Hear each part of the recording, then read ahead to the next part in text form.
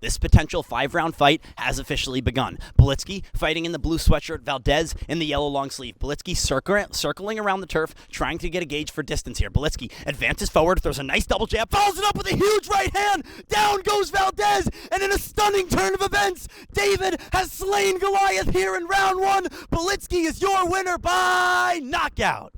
Hi, everybody. I'm Nate Bilgoray. I'm a sophomore here at the College of Journalism and Communications in the University of Florida. As a sophomore in the CJC, I serve as a student play-by-play broadcaster for the Orange and Blue Sports Network. As a broadcaster, I've done broadcasts in Ben Hill Griffin Stadium, in the Stephen C. O'Connell Center, in Condren Family Ballpark. So having broadcasted football, basketball, baseball, live and on-site, to say I'm experienced in the world of broadcasting would be an understatement. On the side, as a passion project, as you can see, I broadcast martial arts. Now, let's send it on down to the lab. In this very studio resides the living and breathing home of Sports Lab. Sports Lab is a talk show airing every Monday and Friday from 2 to 4 p.m. on ESPN 98.1 FM, 850 AM, WRUF. As a host of Sports Lab, I aim to inform the local sports viewer on all sports news regarding North and Central Florida. On top of informing, the Sports Lab aims to entertain, and entertainment is my business. Now, let's send it on over to where things all began. At this very stadium, the tennis complex on the campus of the University of Florida, I was given my first role on the mic. As a young freshman with minimal experience in the world of journalism, I got the opportunity to be the in-stadium announcer for both the Florida Gators men's and women's tennis teams. My interest in tennis actually stems from my grandfather. My grandpa not only provided me with an interest in tennis, but connected me to my Jewish roots and my Israeli culture, as he grew up in the small town of Nariya in Israel. Now, I hope you know a little bit more about Nate Bilgoray as a broadcaster and as a human being. Number 2, Clayton Jr. got it on the near side wing. Once again, gives it to Tyrese Samuel, working in that near side short corner. Posts up, kick out. Clayton finds Will Richard, far side wing, drives baseline.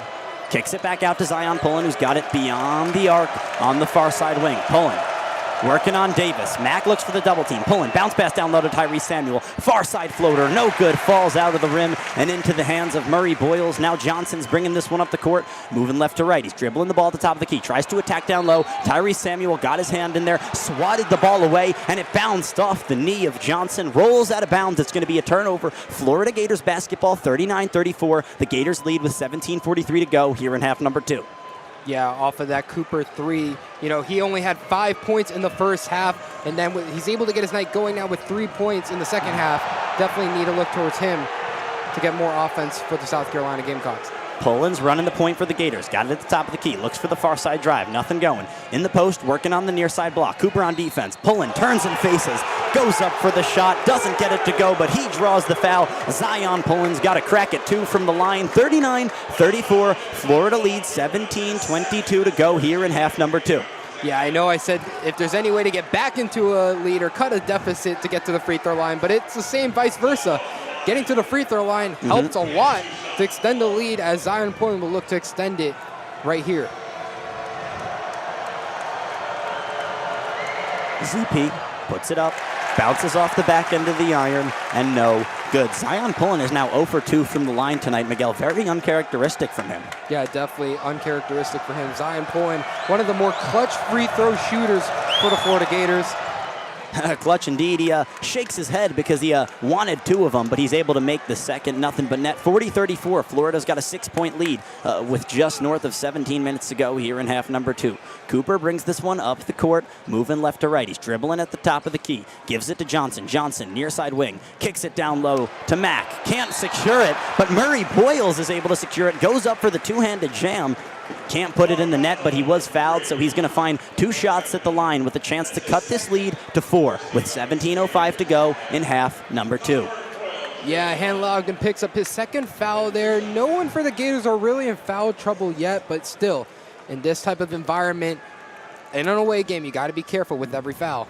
Ooh, that ball sat on the back of the iron near the backboard for a couple of seconds before falling out towards the left. Still 40-34. Florida leads by 6. Murray Boyles pounds the ball with his left hand, puts it up, and drains it. 40-35. Florida's got a 5-point lead now. Zion Pullen pushing the pace, bringing the ball up the court, moving right to left. He crosses that Gamecock logo at the half-court marker, uses the Tyrese Samuel screen, bounce pass, Tyrese Samuel, floater from just under the basket. He gets it to go and flexes a little bit after, throws the mean mug on his face. 42-35, Florida's up 7. Yeah, if you're the... sorry. South Carolina with the ball. Johnson dishes it down low to Mack. Mack puts it up from the far side block, off the glass and in. He's got it. 42-37. 5-point lead now for Florida with 16 and a half to go. Yeah, Mack finally getting his his night started in the inside, picking up his first 2 points of the game. Poland was working from the near side block in the paint there, loses the ball. Michi Johnson pushing the pace, goes up for the layup from the near side block with the right, off the glass and in, and one. The foul is on Walter Clayton Jr. 42-39. 3-point lead here for Florida with 16:23 to go in half number 2. And South Carolina's got a chance to make this one a 2-point game. Yeah, Michi Johnson, man. He's the South Carolina Gamecocks leading scorer. Didn't do too hot in the first half, but now it has an ambition to score here as he will head to the line to convert on this and one free throw. Yeah, nice job of going coast to coast there from Johnson. That's how you push the pace. But take advantage of those turnovers.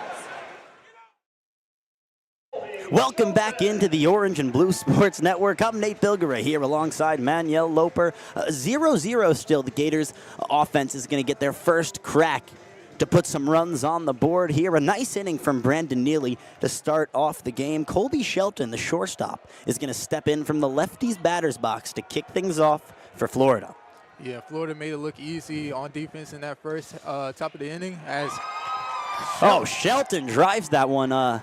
The crowd erupted for a second, sent the pop fly into left center field, but Connor Hugesack is going to be able to chase that one down and grab it in for out number 1. Yeah, but you already see the dangerous factor that the Gators have on the offense with these bats. They can get them going and they can get them out of the park. Oh, absolutely. One of the most powerful offenses in the nation, Manuel. I mean, you got Colby Shelton and Jack Taglione each with 12 home runs in 24 games. That's a home run every other game. That's pretty impressive. Stepping into the box is Ty Evans. He looks at ball number 1. The fastball just missed low and outside. On the mound for Mississippi State, it's Stephen Call. Call goes into the windup, deals, lasers a fastball in there on the outside corner. And Evans is just going to watch it go by. 1-1 now. Call getting a sign, shakes the head yes. He's ready to go. Lifts the leg.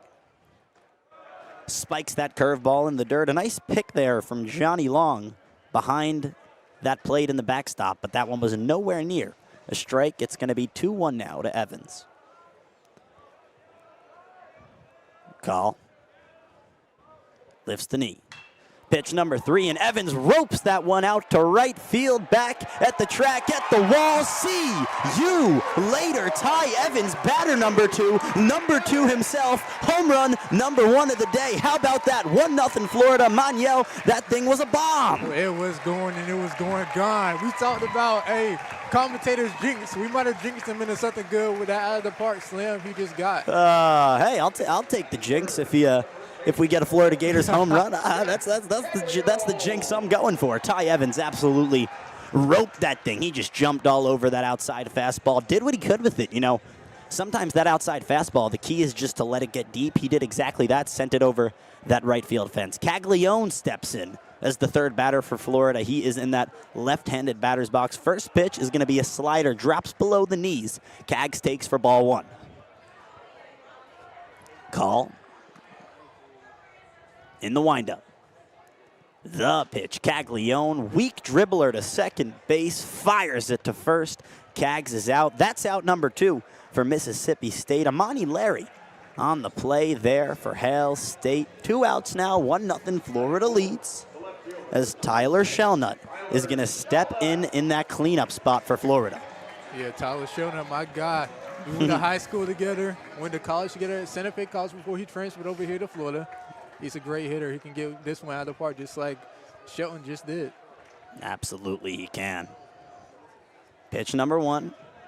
Shelnut looks at it. Fastball right down the middle. He didn't want to chase that first pitch. Strike number 1 for Call. Call. Pitch number 2. Another fastball just around belt high. for Shellnut. Shellnut watches it go by. He's in an 0-2 count just like that. We'll see how Call chooses to attack here. It is a pitcher's count.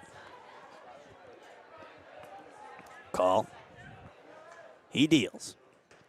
Blows the high fastball by him, got him chasing the high cheese, and just like that, the inning is over, but not before a beautiful solo shot to right from Ty Evans. 1-0 Florida as we head into the top of the second. You're listening to Florida Baseball right here on the Orange and Blue Sports Network.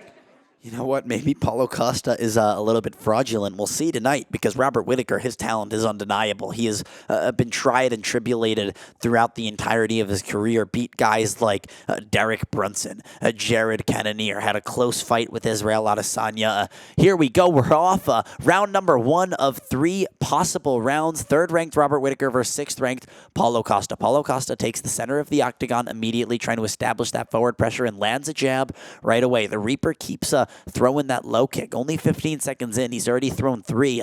That's going to be a weapon he's going to look to continue to use throughout the night. Robert Whitaker has a very wide stance, which enables him to mix up wrestling with his strikes, and that's what makes him so dangerous. He can really do everything. Ooh, a nasty rear leg kick just misses from Paulo Costa. He loaded everything up into that one. A lead high kick following it up. Paulo Costa looks pretty dangerous right now. Checks the first inside leg kick Robert Whitaker throws. Both men are standing in the orthodox stance right now. A nice check hook lands from Paulo Costa. Paulo Costa looks significantly bigger in there than Robert Whitaker, doesn't he? Oh, yeah, definitely for sure. I mean, Paulo Costa, there's one thing when he comes to every single fight, and he's going to be at the best shape, one of the best physiques in the UFC for sure. Paulo Costa throws a nice rear high kick, glances off the skull of Robert Whitaker. Paulo Costa has his hands down right now, a very relaxed stance, continues to apply that forward pressure. Robert Whitaker bouncing on the heels of his feet as he always does. Never a stationary fighter in that octagon, which is the opposite of Paulo Costa. He's very calm and composed. He likes to take his time and just pick those certain shots that will do significant damage. You can actually see a little bit of red swelling on the nose of Robert Whitaker already. I think that first jab that Paulo landed did a decent amount of damage, but Robert since has settled in nicely, doing a good job of controlling the range. Paulo Costa right now really only throwing jabs. We'll see if he opens up a little more as the fight goes on, but a nice job of him preserving his energy, so to speak, early on in this fight, just finding the range with that jab as he continues to move forward. Although Robert Whitaker has thrown a plethora of low kicks. You got to be careful if you're Paulo Costa and start checking those because those will hurt on the calf. Paulo points at him. He landed one behind the ear of Robert, but Robert returns with a left overhand of his own. This one's back and forth. Ooh, a nasty right overhand from Robert Whitaker on the counter weave. He got off the center line, dodged. Oh, another left hook. Robert Whitaker lands 2 big shots and then a jab from Paulo Costa. We're already back and forth. Yeah, you see Paulo Costa throwing a little bit of a leg kick there, which is a little unorthodox for him, as he only does 6% in his career are significant strikes via leg kick. Yeah, Paulo Costa's definitely a boxer. Robert Whitaker applies the pressure with the jab, follows it up with the right overhand. Paulo Costa just smiles and says, bring it on. Paulo Costa seems very happy to be in there right now. Halfway through the first round, and another low kick from Robert Whitaker. That one seemed to buckle Paulo Costa a little bit, but he just returns with a low kick of his own. Very evenly paced, evenly matched fight so far here in round number 1. Robert Whitaker is the aggressor currently moving forward. Paulo Costa fighting off his back foot closer to the cage right now. Ooh, Robert Whitaker advances with a jab 1-2 combination, then throws the right low kick to follow it up. Robert Whitaker mixing things up real nicely here, and I think Paulo Costa is starting to feel it in his lead calf. He's going to have to start checking some of those kicks, or it's going to be hard for him to stand for the entirety of this 15-minute fight. Yeah, for sure. Those leg kicks mean huge, especially for a striker like Paulo Costa, because the one thing you lead with your punches is your legs, and as Whitaker goes for another leg kick. So if the longer this fight goes, the worse it's going to be for Paulo Costa and his inefficiency to land punches. I will say Paulo Costa is fighting very defensively responsibly when it comes to defending his head, at least, doing a good job of rolling away from those shots Robert Whitaker is throwing. Paulo Costa is the aggressor right now, standing on that monster logo in the center of the octagon. Robert Whitaker tries to change that with a blitz forward started by the jab. but it doesn't do anything. Paulo Costa still throwing in the face of the fire. Ooh, a nice right hand clips the chin of Paulo Costa. Robert Whittaker starting to get things going here, mixing things up nicely, using those low kicks to force Robert Whittaker to drop his guard, which opens up those headshots. Ooh, a nasty 1-2 low kick combination from Robert Whittaker, who has landed 10 more significant strikes here in round 1 so far. 45 seconds to go in the first of a possible 3. Yeah, Whittaker really taking advantage with those leg kicks, and it's definitely seeing the fade Costa as he's stepping back a little bit more with his punches, and now they're exchanging. There it is. Paulo Costa rips 2 hooks to the body and points at Robert Whittaker, says, yeah, I got you there. Although Paulo Costa's got to stop pointing and he's got to start striking. Robert Whittaker looks very focused right now, advances forward, lands a nice jab, clips the chin of Paulo Costa, who eats it well, though, doesn't wear any visible damage on his face currently, whereas Robert Whittaker's nose has that red swelling around it. Not sure if the continuous jabs are what is causing that, but Paulo Costa seems to have more pop behind his punches, but Robert Whittaker is certainly oh my goodness, Paulo Costa lands a spinning wheel kick. Robert Whittaker's on wobbly legs. The left hook lands. Paulo Costa unloading at the end of the round. Miguel, Robert Whittaker saved by the bell. You gotta be kidding me.